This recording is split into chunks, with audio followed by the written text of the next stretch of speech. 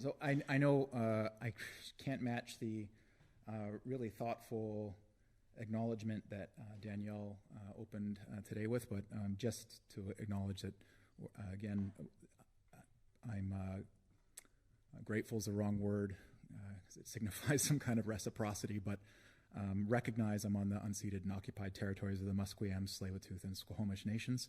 And a lot of this book was written on the nation of the Lekamel, where I've been living for the last 5 or 6 years. And thanks, tremendously to Talon for publishing this work. Without the offer to publish, I never would have finished it.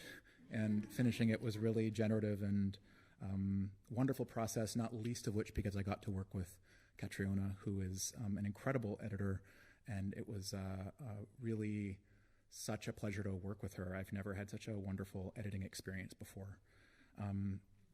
And thank you, I think I mentioned in my acknowledgements, Cecily Nicholson, who throughout the many years that I was paying very little attention, I think denying my attention to the world of literature and poetry, the over focus on political struggle, Cecily reminded me all the time that this matters, and I was smart enough maybe to listen to her, and so without her, there's no way I would have published this book. It's just absolutely inconceivable, so thank you, Cecily, and Les for working together on that design. It was also an excellent experience. And finally, thanks, Danielle, Bill, Juanina, and Catriona for sharing, allowing me to be on the stage with you. It's a real, I feel like I feel a lot of gratitude for that. So getting this book in my hands has had me think 2 things that I wasn't sure of before. One is that it's just a long poem. It's not a bunch of separate poems. It should just be one title with, the titles in the middle should just be seen as like almost lines in what is a continual looping thing, a single thought really, and a thought that I can't put into words in discussion or in political prose. So this work was a way of thinking through a problem of the interaction between my subjectivity, which is not mine alone, but one of people who are struggling to overthrow capitalism, dedicated to that in the belly of the beast here. I also realized that I think the genre is maybe horror poetry, or like a ghost story, that I realized when I was looking at it this time, and I really bit back the urge to include like slides of ghosts. I did include them, and they felt a little on the nose, and pulled them out again. Also, my partner Stacy said those were too on the nose, and I should take them out again. So it's not my thought of my own. So yeah, the first words in this book and the poems that I'll open with is a specter. A specter is haunting is actually in it for the first words. And if you're familiar at all with Marxism, then you'll know that those are the first words in the Communist Manifesto written by Marx and Engels. And this is sort of maybe a jumping off point for the thought in this book. The last thing I want to say before I read is that is a sort of a compulsory activist note. And it was on Saturday I went to a talk by hotel workers from the Hilton Hotel who've been locked out by Hilton for a year.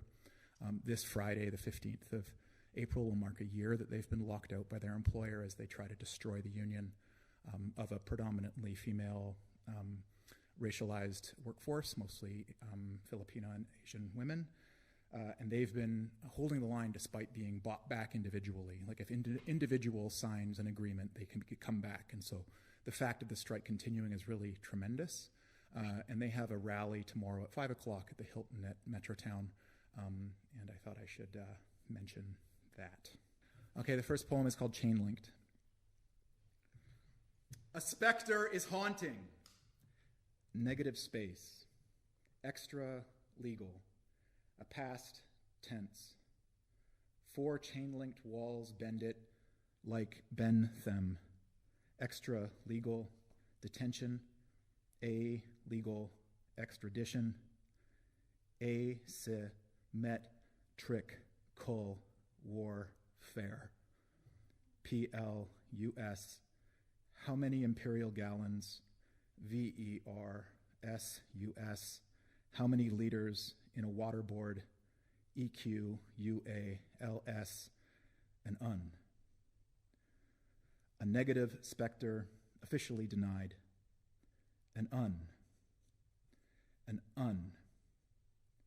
The photograph of Malcolm X with his nose inches from his Quran represented his turn to, there's a worldwide revolution going on, like the grotesque inverse, the revolving distended toes of Ali Abdullah Ahmed, Mani Shaman Turki al-Habardi al-Utaibi, and Yasser Talal al-Zahrani, inches from, dangling over their cell floor, their ace sim met trick kol war against U.S. America.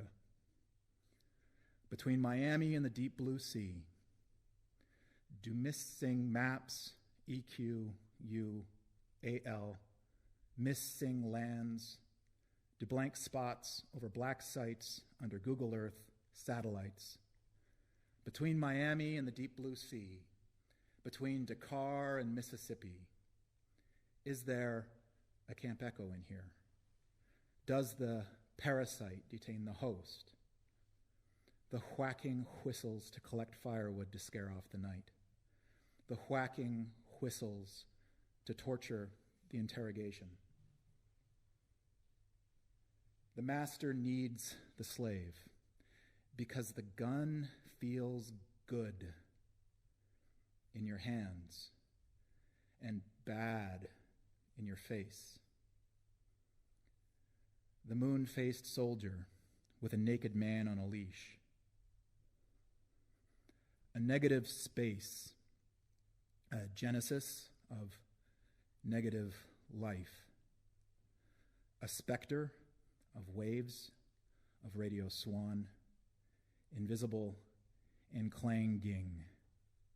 A distortion between the sea mist and the terrorable sun. I am casting off from Canada in search of as though my recognition could be a cure. I am on a raft adrift on an ocean of capital. Angelus Novus whirls and shows her fangs, a siren who summons the 20,000 league squid to surface, tentacled, beaked, suckered, monstrous, as I cling to my raft, seeking or seeking to become The first coup attempt in Caracas was 5 months after 9/11. The failed coup in Bolivia, 20 months before the vacation from Kabul.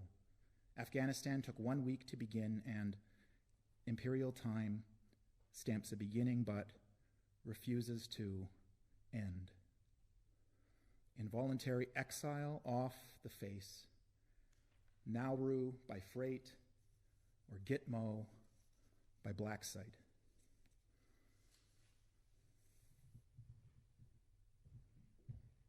Second poem is called Enter the Municipality of Black Site, a nuclear weapon-free zone. The industrial center could not hold. From the deck of the freighter on a sea without swell, Stanley Park is a hippie crown, perched on a financial forehead of glass. The bourgeoisie, too, recycles. The mayoral candidates all wear Homes Now buttons, all engage earnestly on the side of the debate to ban plastic shopping bags. I learned to ride a bicycle on a street with chest-deep ditches that froze in the winter, to skate, socks pulled over pant legs. First learned the way to a friend's house 2 doors down, then school, then home became a place. Day, birth beginning and end. And I became another and learned to specify my and not my mother. Dried blood, mistaken for rust. Bagram does not buck its back, but shifts groaning like an iceberg or an ant colony behind glass. A hive of basements burrow from cement stairwells, drills into sleep space. Charles Grainer picks a hair from his wet tongue absently, with his wire-rimmed glasses, ridiculous mustache, peaked hat absurd like a cliché World War II Nazi. Jeremy Sivitz testified that he watched Grainer punch a hooded prisoner unconscious. History, too, erects signposts. 80 years from Siberia to become at a place different, a Solzhenitsynist, Tolkienite cloud world, never from we here. Bagram does not disappear. Guantanamo does not torture. No distance, no sign. Where I grew up, we were all middle class and everybody was white at the time. Where I grew up, families fell normally apart. Drugs were not hard drugs. Violence was not stranger violence. Where I grew up, we named only those who were not where I grew up. Our own bodies went unseen. I was trained in don't see color. Packed between the studs of our failed bourgeois family structure and sealed with the drywall we painted with our fear, distance was insulation. There is no sign that says, "You are now entering the municipality of Blacksite." The unspoken is the rule, the unnaming of names, the undrawing of maps. A junk train moving slow through the plateau desert, passengers burrowed like ticks on the back of an iron dragon, scales of rust or dried blood. T-shirts wrapped around our heads against the sand sprayed by the rest of the world. Until names ascribe, things drift into the spaces between, characters until spaces swallow, maps until mouths swallow, speech. I saw the ghost of Bukharin again last night, scratching philosophy into his cell wall. We, W-E, is vacuum. They, T-H-E-Y, is un. Dead, D-E-A-D, might be, at least, L-E-A-S-T, some proof.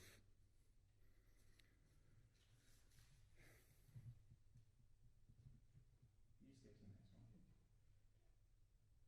All right, and then you gotta press play. This is called The Body Without Un.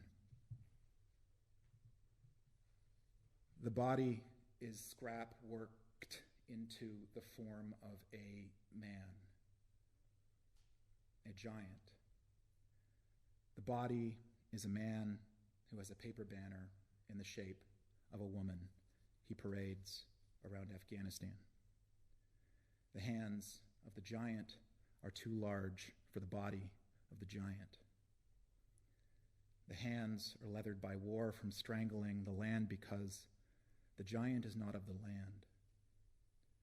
The hands of the giant are memory, tanned by creosote, creased by stretching, iron rails over ties, pocked by track mark stitches. The giant's neck is a pedestal where the universities perch millions of minds. The body is a violent idea made powerful by exclusion. Here, every negation is a membrane over the rotten hull. A deportation is caulking for a gap between mistaken boards. Head taxes tar the starboard. The giant's tonsils hang like flypaper, dreams scream caught in the throat of the nation. Worker spiders harvest what catches there, to edit and string codes as glass beads. Dead labor precludes dead soldiers. Lateral social division, the vertical consumption of exchange value. A soldier rides the precision-guided missile from a robot flying through the bright Libyan sky into a pixel flash on the lime green screen from a trailer in the Vegas desert.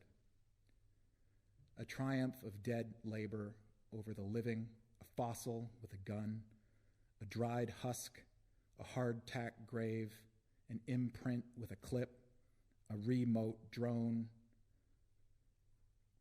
The body is dead labor with a gun.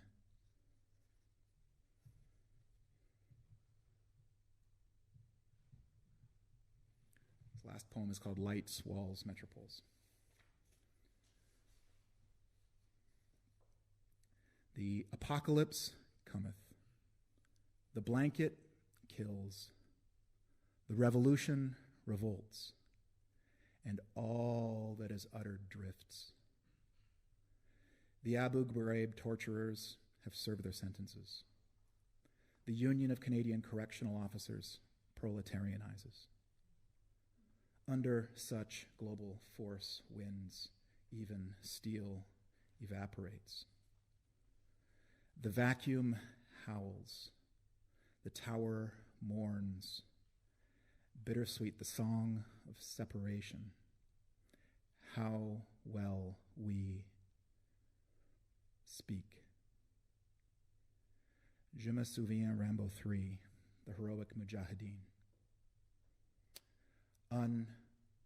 Hunger strikes for a pair of shoes, a better blanket, visitation rights, medication, recognition. A pair of shoes, a better blanket, visitation rights, medication, recognition. This part is supposed to be in Margaret Thatcher's voice, and I can't do a British accent. I'm going to embarrass myself. Can anyone do a British accent? Can you remind me what it sounds like? There is now. No, it's not Margaret Thatcher's. It's very slow. I practiced her cadence after listening to her thing, and then I couldn't do it. I can't do it in the midst of anything. I'm just terrible at it. So imagine Margaret Thatcher's voice. There can be no question of political status for someone who is serving a sentence for crime. Crime is crime is crime is crime. Shit is to sands as suicide is to un. There is no jurisprudence without crime. There is warfare and asymmetrical warfare. Dear detainee number 940, do you remember buttery skin under your palm? Do you wake up sick and stay in bed? Do you dream of highways or sores on your skin? Do you lust, despite the glass at the corner, at the crook of this concrete ceiling and concrete walls and the wire-cuttered window in your door? Do you look at clocks? Are there clocks anywhere? Are there clocks everywhere? Do you brush your teeth and floss? Do you feel like watching TV is a waste of time? Are there TVs anywhere? Are there TVs everywhere? Beneath such a hood, what memories, what projections? Lights, walls, metro poles. Is it too loud at night? Is it too quiet in the day? The triumph of form over content, of medium over message, is rage against the machine, echoing loud in a cement cell. Fuck you, I won't do what you tell me. Fuck you, I won't do what you tell me. Fuck you, I won't do what you tell me. Constant dark and constant light and constant noise and constant hum. Occasional footfall. Hinges creak. Behold, our dream cometh, without flag, without law, without nation state. A long intestine spilling out of hand. Behold, the black site, a land where is and cannot be. Close my eyes, leave our lights on. I like the fleshy glow at the end of long days under fluorescence. The lights will not leave my eyes. Light worms move against sleep, loose fibers of the day. Blankets kill. Day covers night. What spots of light? Remembered, projected beneath these hoods. Behold, a land where is